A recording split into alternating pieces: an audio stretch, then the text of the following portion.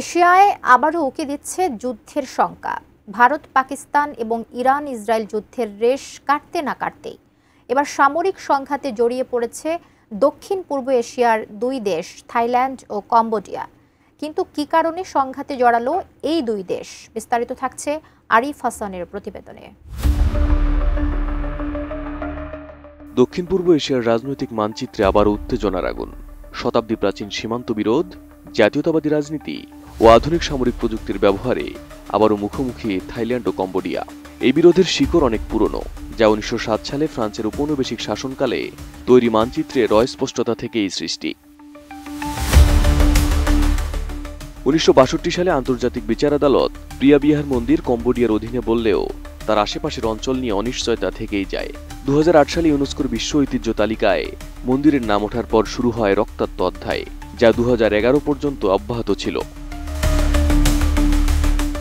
চলতি বছরের মে মাসে এমারাল্ড ট্রায়াঙ্গেল অঞ্চলে একজন কম্বোডিয়ান সৈন্যের মৃত্যুর মধ্য দিয়ে আবারও উত্তেজনা বাড়ে।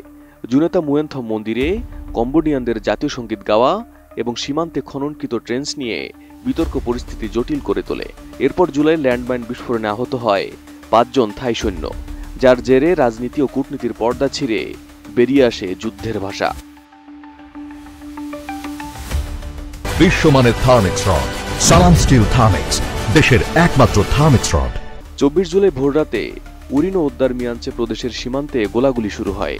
থাই বাহিনী অভিযোগ করে কম্বোডিয়ান সেনারা ড্রোন এবং রকেট লঞ্চার দিয়ে হামলা চালায়। জবাবে থাইল্যান্ড F-16 যুদ্ধবিমান দিয়ে পাল্টা হামলা চালায় কম্বোডিয়ায়। এর জেরে থাইল্যান্ড কম্বোডিয়ার রাষ্ট্রদূত বহিষ্কার করে, সীমান্তে চেকপোস্ট বন্ধ করে দেয়। অপরদিকে কম্বোডিয়া থাই মিডিয়া ও পণ্যে নিষেধাজ্ঞা আরোপ করে। এদিকে দুই পক্ষকে সংযত থাকতে আহ্বান জানিয়েছে চীন, মার্কিন যুক্তরাষ্ট্র, মালয়েশিয়া সহ আসিয়ান দেশগুলো।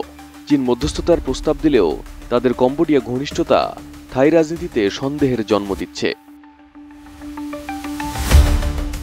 এদিকে উভয় দেশেই হাজার হাজার মানুষ বাস্তুচ্যুত।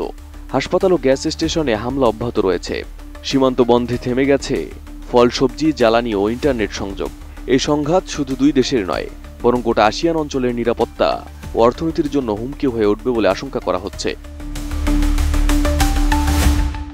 এদিকে থাইল্যান্ড দ্বিপাক্ষিক আলোচনার পথে হাঁটতে চাইলেও কম্বোডিয়া আন্তর্জাতিক আদালতের দিকে ঝুঁকছে। জাতীয়তাবাদী মনোভাব ও রাজনৈতিক অস্থিরতা এই সমাধানকে আরো দূরে ঠেলে দিচ্ছে। ঐতিহাসিক ভুল বোঝাবুঝি, বর্তমানের রাজনৈতিক লাভালাভ আর ভবিষ্যতের নিরাপত্তা জটিলভাবে জড়িয়ে পড়েছে থাইল্যান্ড কম্বোডিয়া সংঘাতে। এখনই আন্তর্জাতিক সম্প্রদায়ের গঠনমূলক ভূমিকা ও দুই দেশের সদিচ্ছাই পারে এই আগুনকে নিভিয়ে আনতে। অন্যথায় এই ছোট সীমান্ত যুদ্ধ দক্ষিণ পূর্ব এশিয়ার স্থিতিশীলতাকে বড় ধাক্কা দিতে পারে বলে মনে করছেন বিশ্লেষকরা।